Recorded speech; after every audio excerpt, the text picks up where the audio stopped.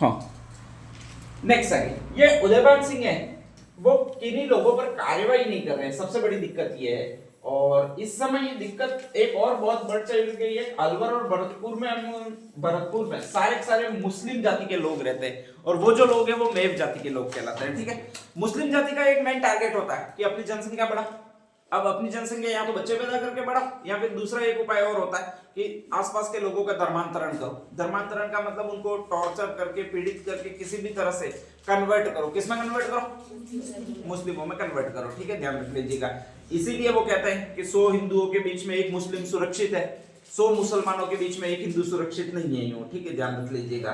तो ऐसी कंडीशन में यहाँ पर धौलपुर में भी बहुत बड़े पैमाने पर धर्मांतरण चल रहा है, मतलब धर्म में कन्वर्जन हो रहा है। कन्वर्जन कौन से में होगा? तो कोई भी मुसलमान तो कभी हिंदू धर्म एक्सेप्ट करता नहीं है, हिंदू ही कौन सा धर्म एक्सेप्ट कर लेते हैं? मुसलमान धर्म एक्सेप्ट कर लेते हैं। ठीक है, अपन सीधे साधे लोग हैं, इतने वो टफ लोग नहीं है। तो ऐसी कंडीशन में यहाँ पर क्या हो रहा है कि जैसे तैसे लालच वगैरह वो लोग दे रहे हैं। और लालच क्या दे रहे हैं कि स्पेशली किसी तरह से डरा धमकाकर साम दाम दंड भेद की नीतियां अपना रहे और अपन को कन्वर्ट करे। किसमें कन्वर्ट करे? अपन कन्वर्ट हो भी दे। ठीक है, ध्यान रख लीजिएगा कि वो कन्वर्ट कर रहे हैं इतना ही नहीं है, अपन हो भी रहे, ध्यान रख लीजिएगा। तो धर्म अपना रहे वो मुस्लिम धर्म वगैरह ज्यादा अपना रहे, और ऐसी कंडीशन में वहां पर कुछ लोग आ रहे हैं। ठीक है, उदयभान सिंह कोई स्टेप ले नहीं रहे। तो ऐसी कंडीशन में कहा जाता है कि एक आदमी है जिसका आपके एक नाम है, बाद में इनकी हत्या कर दी जाएगी जैसे, और वो जो नाम है वो ये नाम है आपके। स्पेशली कौन सा नाम है भाई आपके? स्वामी श्रद्धानंद। क्या नाम है? स्वामी श्रद्धानंद। ठीक है, ध्यान रख लीजिएगा। ये नंदन मिलेगा वो दयानंद के अनुयायी होंगे सारे, और दयानंद सरस्वती है वो आपके स्पेशली आर्य समाज की स्थापना इसीलिए की है कि एक तो हिंदू धर्म में सुधार करो, ठीक है, कुछ भी ये बलि प्रथा वगैरह बंद करो, और एक है कि जो भी हिंदू धर्म से मुसलमान धर्म में कन्वर्ट हो चुके हैं इनको वापस कन्वर्ट करो, मुस्लिम से हिंदू में कन्वर्ट करो। और यहाँ पर ये काम कर रहे हैं वो ये आदमी काम कर रहा है। कौन सा आदमी काम कर रहा है? स्वामी श्रद्धानंद काम कर रहा है। ठीक, धौलपुर में आता है, अपना डेरा जमाता है, दो अपने स्पेशल अनुयायी बनाता है, और वो दोनों ज नाम वाले हैं। एक का नाम है वो ये है, नाम कौन सा भी आपके? ज्वाला प्रसाद जिज्ञासु। एक का नाम ये है, नाम कौन सा भी आपके? जवाहरीलाल नेहरू। ठीक है, दोनों को अपना अनुयायी बनाता है, और दोनों को अपना अनुयायी बनाकर कहता है कि यार तुम कुछ लोग काम करो, ये धर्म कन्वर्जन बहुत ज्यादा हो रहा है, ठीक है, तो इसके लिए कुछ करो। धौलपुर में उस समय फारसी भाषा चल रही है स्पेशली, क्योंकि पूरे भारत में ही अंग्रेजों से पहले मुगल जो चला के गए वो फारसी भाषा ही चला के गए। ठीक है, ध्यान रख लीजिएगा। तो उस समय हिंदी भाषा चल नहीं रही है। कहा जाता है कि ज्वाला प्रसाद जिज्ञू और जवाहरीलाल नेहरू, इसमें से मेन ये आदमी है ज्वाला प्रसाद जिज्ञासु है। उसने कहा जाता है पहली बार वहां पर एक सभा की स्थापना की है। और ये प्रश्न बहुत ज्यादा आता है आपके, हिंदी को एक लिपि कहते हैं, हिंदी कौन सी लिपि में लिखी जाती है? देवनागरी। ठीक है, ध्यान रख लीजिएगा। और यहीं से आपके एक शब्द आता है और वो ये होता है, और उसका नाम है नागरी प्रचारिणी। नेक्स्ट नाम क्या मिलेगा भाई आपके? सभा। ठीक है, तो इनके कहने के उपरांत कहा जाता है कि इन लोगों के दिमाग में पहली बार आया है, और कहा जाता है ज्वाला प्रसाद जिज्ञासु और जवाहरीलाल नेहरू ने एक सभा की स्थापना की है। उस सभा को जो कहा जाता है, ये इंपॉर्टेंट ज्यादा है, नागरी प्रचारिणी सभा कहा जाता है। उसकी स्थापना की गई है 1934 में। पहली ऐसी स्टेट जिसने हिंदी को आधिकारिक भाषा बनाने पर बल दिया है वो यही है आपके, स्पेशली यही सभा। नाम कौन सा भी आपके? नागरी प्रचारिणी सभा। और ये यही कहती है कि अपनी जो लिपि है उसका ही हम प्रयोग करेंगे, हम फारसी लिपि का प्रयोग करेंगे ही नहीं। ठीक है, ध्यान रख लीजिएगा, या फिर उर्दू का प्रयोग करेंगे ही नहीं। धीरे धीरे कहा जाता है कि नागरी प्रचारिणी सभा बहुत ज्यादा फेमस हुई है। ठीक है, सारे लोग इसके अनुयायी बनने लगे, सारे लोग इसका समर्थन करने लगे, और वहीं से कहा जाता है कि आपके एक प्रजामंडल की स्थापना की जाती है 1936 में। वो कौन सा प्रजामंडल है आपके?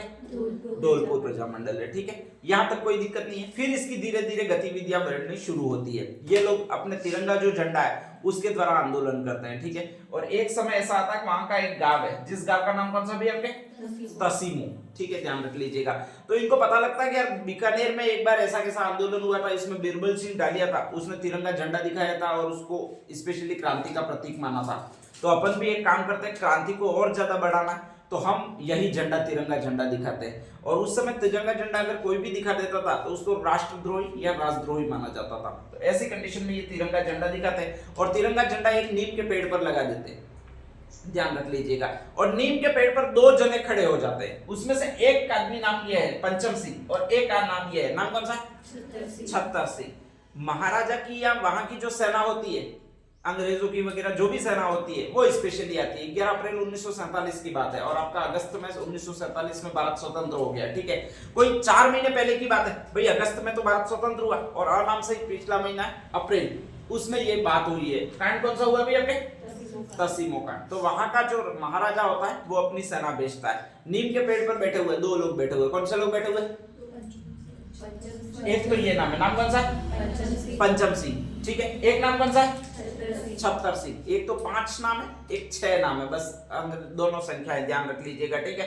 दोनों पेड़ पर बैठे हुए और झंडा है वो लहरा रहे हैं आपके। स्पेशली ऑप्शन क्या है? सीधी बात है कि पेड़ पर बैठे हुए, सेना नीचे, साले पेड़ पर चढ़ते हैं नहीं, लीली कामटी होती है, कामटी मारते हैं अपन को, तो ठीक है। ऑप्शन क्या है? पेड़ कट डालो। वाह, इतना सारा दिमाग कहां से लाते हो? पेड़ ऐसे कट जाएगा क्या? ठीक है, ध्यान रख लीजिएगा। अरे ऑप्शन ऐसा नहीं होता है। ऑप्शन है ये, एक वाई डालो। ठीक है, ध्यान रख लीजिएगा। और वाइडा स्पेशली जो बांस होता है वो मारो। किसको मारो भैया? आपके अपन वही तो करते हैं, बंदर आते हैं तो एक वाइडा लेके जाते हैं, आपके बांस लेकर जाते हैं, तो कहा जाता है ऐसे में गोके लगाए गए, जो बांस था वो लगाया गया स्पेशली, ठीक है। पंचम सिंह, क्योंकि ऊपर चढ़ने ही नहीं दे रहे साले, नीचे उतरने, नीचे खुद उतर नहीं रहे और झंडा उतारना जरूरी है और झंडा पकड़ के बैठे हुए, ये पेड़ पर बैठे हुए, तो ऐसी कंडीशन में और कोई उपाय बचता नहीं है, ठीक है। या तो नीचे से पत्थर मारो, पहला उपाय ये बचता है, या फिर एक गर्जा मारो, ये उपाय होता है। तो अंग्रेजों ने दूसरा उपाय काम में लिया है, ठीक है, ध्यान रख लीजिएगा। और वो लगता भी बहुत जबरदस्त है। तो ऐसी कंडीशन में कहा जाता है कि दोनों गिरे, नीचे गिरे, और नीचे गिरे, नीचे चट्टाने बहुत ज्यादा है, और जैसे ही चट्टाने बहुत ज्यादा है दोनों के सर फट गए, और इसी कांड को एक कांड कहा जाता है। नाम कौन सा भी आपके? तसीमो कांड कहा जाता है, जहां पर 2 लोग शहीद हुए। कौन कौन से 2 लोग हैं? पंचम सिंह और छत्तर सिंह। दैट याद रह जाएगी। कौन सी है? तो याद क्या रहेगी? अरे तसीमो कांड का मंथ कौन सा बताया था? अप्रैल। दैट मैंने बताई नहीं होगी कि बताई थी। 11 अप्रैल है। कौन सी है भाई आपके? 11 अप्रैल है। एक एक दोनों आदमी मरे, ठीक है, ध्यान रख लीजिएगा। ये 11 अप्रैल है। सन कौन सा है? अरे सन कौन सा है? 1947 से जब भारत आजाद हुआ तभी एक कांड हुआ जिसको कौन सा कांड कहा जाता है? आपके तसीमो कांड कहा जाता है, ठीक है, ध्यान रख लीजिएगा। रियासत कौन सी है आपके? धौलपुर। ये भाटे वगैरह चट्टाने मिलेंगी, पथरीला एरिया मिलेगा वो धौलपुर और इस साइड ही मिलता है ज्यादातर, ठीक है। अपने साइड तो बमड़ा वगैरह मिलता है स्पेशली, या आपके मिट्टी मिलती है, तो मरते नहीं, अगर गिर भी जाते तो नहीं मरते, ध्यान रख लीजिएगा। लेकिन वहां पर ऐसे ही मर जाते हैं। और दूसरा है कि वो अंग्रेज भी परेशान हुए होंगे या फिर राजा के लोग भी परेशान हुए होंगे, बहुत अच्छी तरह से बास लगाए होंगे इनके। तो यही एक प्रजामंडल कहलाती है जिसको इतिहास में धौलपुर प्रजामंडल कहते हैं। नेक्स्ट डाल दीजिएगा, धौलपुर प्रजामंडल।